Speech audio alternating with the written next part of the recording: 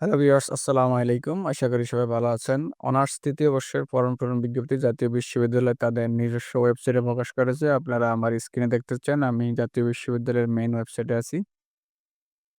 তো এখানে বিজ্ঞপ্তিতে বলা হয়েছে যে সংশ্লিষ্ট সকলকে জানানো যাচ্ছে যে জাতীয় বিশ্ববিদ্যালয়ের অধীনে ২০২৩ সালের অনার্স ৩য় বর্ষ পরীক্ষার নিয়মিত, অনিয়মিত ও গ্রেড উন্নয়ন আবেদন ফরম ২০২৩ ২০১৩-১৪ শিক্ষাবর্ষ হতে কার্যকর সিলেবাস ও রেগুলেশন অনুযায়ী সংক্রান্ত যাবতীয় কার্যক্রম অনলাইনে সম্পন্ন করা হবে।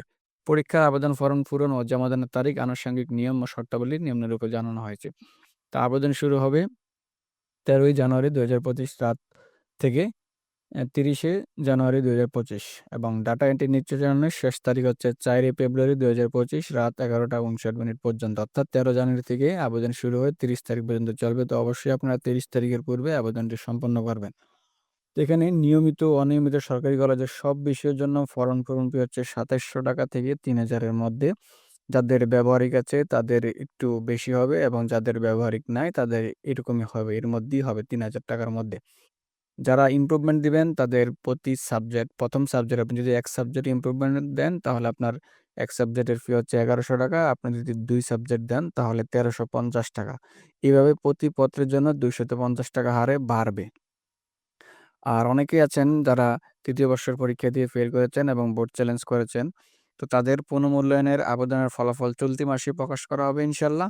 যারা আবেদন করেছেন রেজাল্টের জন্য অপেক্ষা করবেন। রেজাল্ট প্রকাশে বিলম্ব হলে ফরম পূরণের সময় বৃদ্ধি করা হবে। অর্থাৎ আপনারা যারা আবেদন করেছেন পুনর্মূল্যায়নের জন্য, তারা পুনর্মূল্যায়নের রেজাল্টের জন্য, ফলাফলের জন্য অপেক্ষা করবেন। যদি এর মধ্যে ফলাফল না দেয় তাহলে টেনশন করার কিছু নেই। ইনশাআল্লাহ জাতীয় বিশ্ববিদ্যালয় ফরম পূরণের সময় বৃদ্ধি করবে।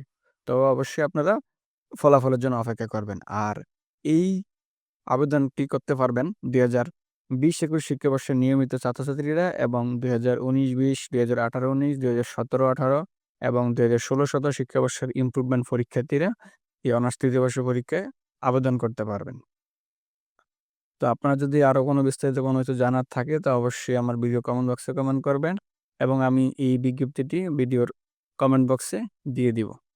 তো আশা করি সবাই বুঝতে পারছেন। আজকে এ পর্যন্তই। সবাই ভালো থাকবেন, সুস্থ থাকবেন। আসসালামু আলাইকুম ওয়া রাহমাতুল্লাহি ওয়া বারাকাতুহু।